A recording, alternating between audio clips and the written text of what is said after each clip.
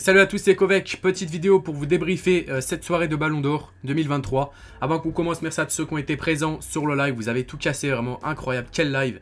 N'hésitez pas à liker cette vidéo pour le référencement, si elle vous plaît aussi, à vous abonner et à mettre un petit commentaire de ce que vous avez pensé de cette cérémonie. Est-ce que c'est mérité le Ballon d'Or pour Messi, etc.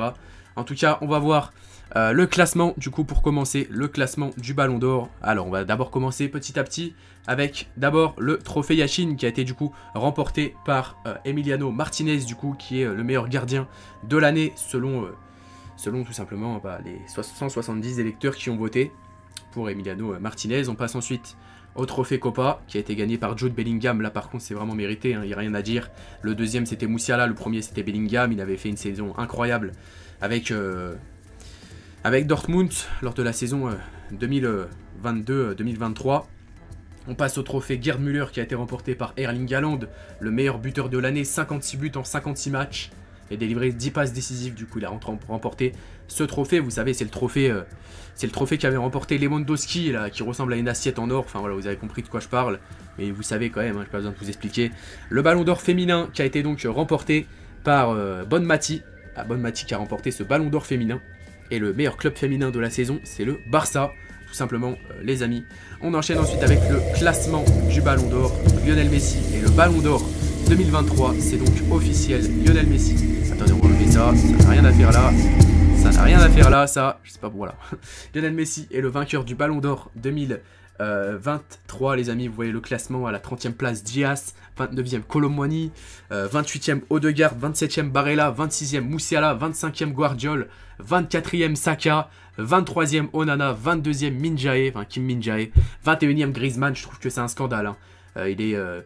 Il est finaliste de la Coupe du Monde, il a fait une superbe Coupe du Monde avec la France, une superbe saison avec l'Atlético de Madrid, et il est que 21e, et quand tu vois que Lewandowski est 12e et Griezmann 21e, je trouve ça assez scandaleux, même si Lewandowski mérite en soi cette place, parce qu'il a gagné la Liga, il a été Pichichi quand même, il a gagné voilà, la Liga, etc., il a été plutôt bon.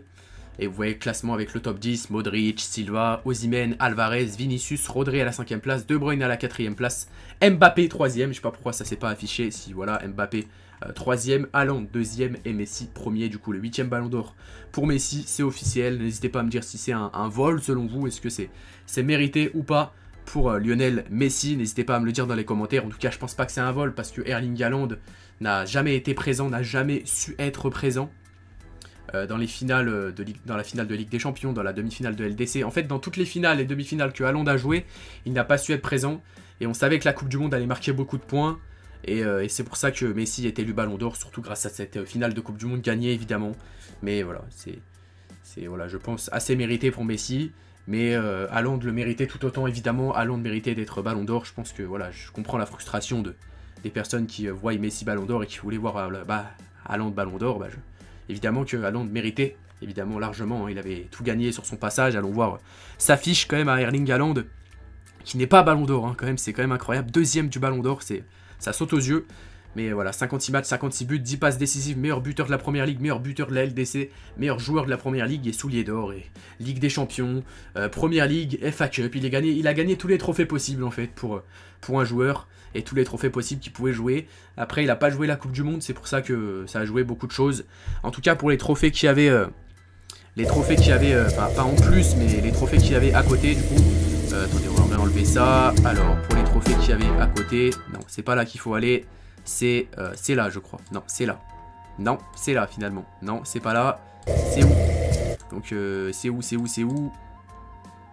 Non, le meilleur buteur de l'année, c'est Haaland. Mais du coup, je voulais vous montrer. Et Vinicius qui a gagné un trophée également. Vinicius qui a gagné quel trophée? Je ne le trouve plus. Je ne le trouve plus, le trophée de Vinicius. C'était quoi déjà? J'ai oublié. C'était quoi? Je crois que c'était là. Je crois que c'était là, mais il faut enlever cette transition d'abord, qui ne veut pas s'enlever. Attendez, ça va s'enlever. Ça va s'enlever tranquillement. Vinicius, voilà, excusez-moi, qui a gagné le trophée Socrates. Et le club masculin de la saison, c'est Manchester City. Voilà pour tous les trophées, c'était Kovek. Merci à tous ceux qui ont été là jusqu'à la fin de cette vidéo. Désolé pour la petite galère là de quelques secondes, mais bon. Voilà, vous avez tous les résultats en tout cas. Et moi je vous dis ciao ciao.